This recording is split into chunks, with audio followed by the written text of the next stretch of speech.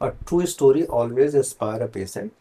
Video shoot करने का कोई पर्पज़ नहीं होता, ये पर्पज़ होता है कि एक उस पेशेंट को एक इन्फॉर्मेशन अपडेट करना कि बिना सर्जरी किए भी किडनी स्टोन ठीक हो सकती है, और लेकिन यदि सही समय पे देखा जाए। लेकिन इसके रिस्क फैक्टर को भी समझना होता है, यानी कि यदि यूरेटर में स्टोन पड़ी हो, हाइड्रोनेफ्रोसिस हो रही हो, इसका मतलब ये खतरे वाला टाइम है। ऐसे समय में यदि बहुत लंबा समय लिया गया तो किडनी डैमेज हो सकती है, और उसकी वजह से पेशेंट को कॉम्प्लिकेशन भी आ सकती है।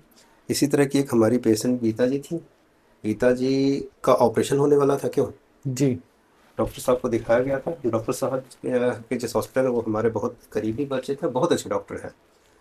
उस समय इस रिपोर्ट में 10 mm की स्टोन थी, जो प्रॉक्सिमल यूरेटर में 2.3 सेंटीमीटर अवे फ्रॉम द पीयूजे पे थी, और जिसकी वजह से माइल्ड हाइड्रोनेफ्रोसिस हो रही थी।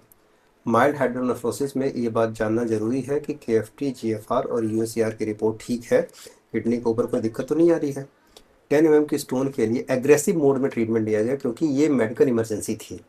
नॉर्मली मैं इतनी दवा नहीं देता हूँ और इतनी पोटेंसी की नहीं देता हूँ, लेकिन इस केस में मुझे इतनी पोटेंसी की दवा देना इसलिए ज़रूरी था, क्योंकि यदि मुझसे थोड़ी सी भी गलती होती और देरी होती तो केस ट्रू सर्जिकल होने के बाद कॉम्प्लिकेट हो जाता। बाय द वे, 1 हफ्ते की दवा दी गई थी बाबू। जी, 1 हफ्ते की दवा दी गई थी। 1 हफ्ते की दवा दी गई थी और स्ट्रिक्ट डाइट प्रिकॉशन पे रखा है। पानी जी। खूब पिलवाया मैंने जी। इनको। पानी इतना इन्होंने पिया कि दिन भर यूरिन के लिए जाती रही होंगी जी। बेचारी। ठीक है। खाना इनका मैंने काफ़ी कम करवा दिया। और विद इन 1 वीक के बाद ही, केवल 1 हफ्ते के बाद से ही ये जो रिपोर्ट हमारी है, this is the 6 mm stone, यानी कि 10 से सीधे 6 पे हम लोग आ गए। और रिपोर्ट में नो बैक प्रेशर चेंजेस, मतलब हाइड्रोनेफ्रोसिस खत्म हो गई, यानी कि यहाँ हम एक ऐसे जोन में आ गए जहाँ हम उस खतरे से बाहर निकल आए हैं। और अब हम इसका इलाज यदि हम 15 दिन 1 महीने भी करते रहें तो कोई दिक्कत नहीं आएगी। फिर भी 6 mm की स्टोन को जीरो थोड़ी करना है। 6 mm की स्टोन खास करके पेल्विक यूरेट्रिक जंक्शन पे पड़ी हुई है। जैसे ये 4 mm की होगी, 3 mm की होगी, इतना ज़्यादा मैं पानी पिला रहा हूँ और दवाइयों से यूरेटर को डायलेट किया हूँ, ताकि तुरंत निकल के बाहर आ जाएगी। फीमेल के केस में यूरेट्रिक स्टोन, किडनी स्टोन ठीक करना आसान होता है मेल की तुलना में। क्यों? क्योंकि मेल में यूरेथ्रा लंबी होती है और फीमेल में शॉर्ट सेगमेंटेड होती है। तो मुझे पूरी उम्मीद है कि 15 डेज बाद जब मैं इनका अल्ट्रासाउंड करवाऊंगा और या फिर सीटी करवाऊंगा, तब तक शायद स्टोन एकदम न रहे और सब कुछ ठीक हो चुका हो, और अगली बार शायद मैं लास्ट दवा देके बंद कर दूँ इसको।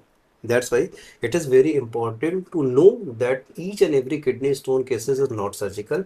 और खास करके जहाँ हाइड्रोनेफ्रोसिस हो रही है वहाँ पे बहुत सतर्क होकर चलना चाहिए, जहाँ पे ज़्यादातर होम्योपैथिक डॉक्टर गलती करते हैं। और यदि इस तरह के क्रिटिकल केसेस को किसी डॉक्टर को आप दिखा रहे हैं, होम्योपैथिक डॉक्टर को दिखा रहे हैं, तो कम से कम उसका 10 साल का तजुर्बा तो होना चाहिए, और किडनी स्टोन पे कम से कम वो 1000 2000 मरीज देख चुका हो। So that's why it is very important to treat kidney stone with the homeopathy in the safe side. और ये वीडियो बाकी उन यूरोलॉजिस्ट के लिए भी डेडिकेटेड है, जो यदि हमारे साथ चले या फिर होम्योपैथी के साथ चले, तो ऐसे मरीजों को सर्जरी से बताया जा सकता है। Thank you very much. Doctor Atul Kumar Singh, मेरा नाम है होम्योपैथी।